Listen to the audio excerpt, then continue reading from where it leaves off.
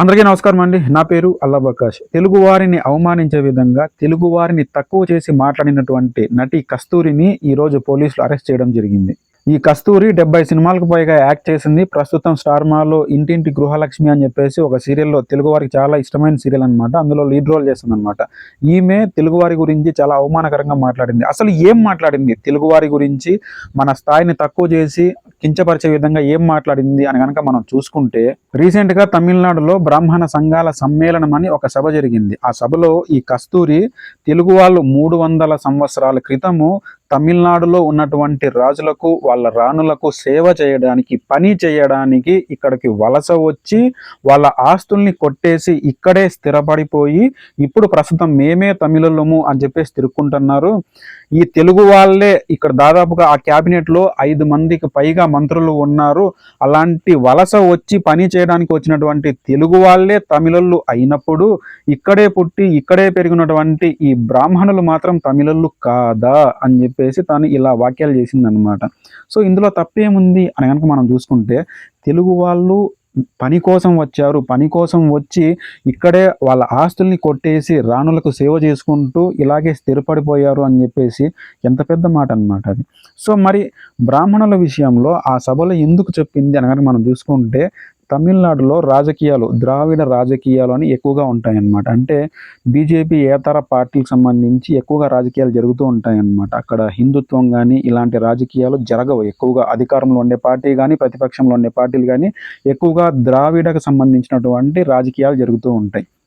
మా అందరికీ తెలుసు, ఆర్య సమాజం, ద్రావిడ సమాజం అని చెప్పేసి ఏదైతే ఉందో, ఆర్యులు అనేవాళ్ళు వర్ణ వ్యవస్థ స్టార్ట్ చేశారు, కులాలు ఇలా ఏర్పాటు చేశారు అని చెప్పేసి ఇక్కడ ద్రావిడులో, అక్కడ తమిళనాడులో ఉన్నటువంటి కొంతమంది పెద్దలు పెద్ద ఎత్తున ఉద్యమాలు కూడా చేశారనమాట. దానిలో భాగంగానే ఈ తెలుగు వాళ్ళు ఇక్కడికి వచ్చి వీళ్ళు మేము ద్రావిడులము, మేము కూడా తమిళులము అని చెప్పేసి తిరుక్కుంటున్నారు వలస వచ్చినటువంటి వాళ్ళు.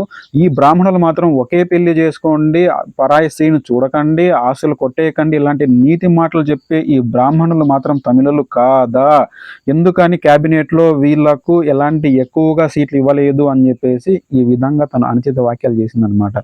దాదాపుగా చూసుకుంటే తమిళనాడులో 7 కోట్ల మంది జనాభా ఉంటే అందులో తెలుగు వాళ్ళు 2 కోట్ల మందికి పైగా అక్కడ ఉన్నారనమాట. తెలుగు వాళ్ళు మేజర్గా అక్కడ రాజకీయాల్లో విజయం అనేది ఎవరి వల్ల వస్తుంది అంటే తెలుగు వాళ్ళ మాత్రమే విజయం అనేది వస్తుందన్నమాట.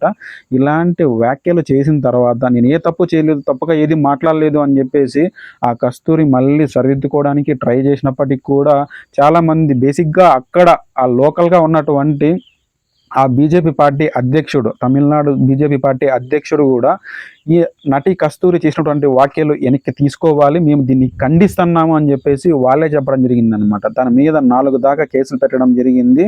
సో ఫైనల్గా తన్ని అరెస్ట్ చేయడం జరిగిందనమాట.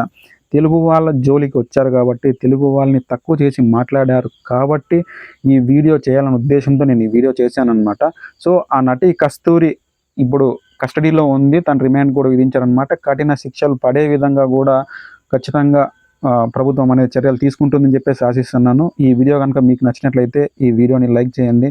మన ఛానల్ని ఇప్పటిదాకా మీరు సబ్స్క్రైబ్ చేయకుండా ఉంటే మన ఛానల్ని సబ్స్క్రైబ్ చేసుకోండి. జై హింద్.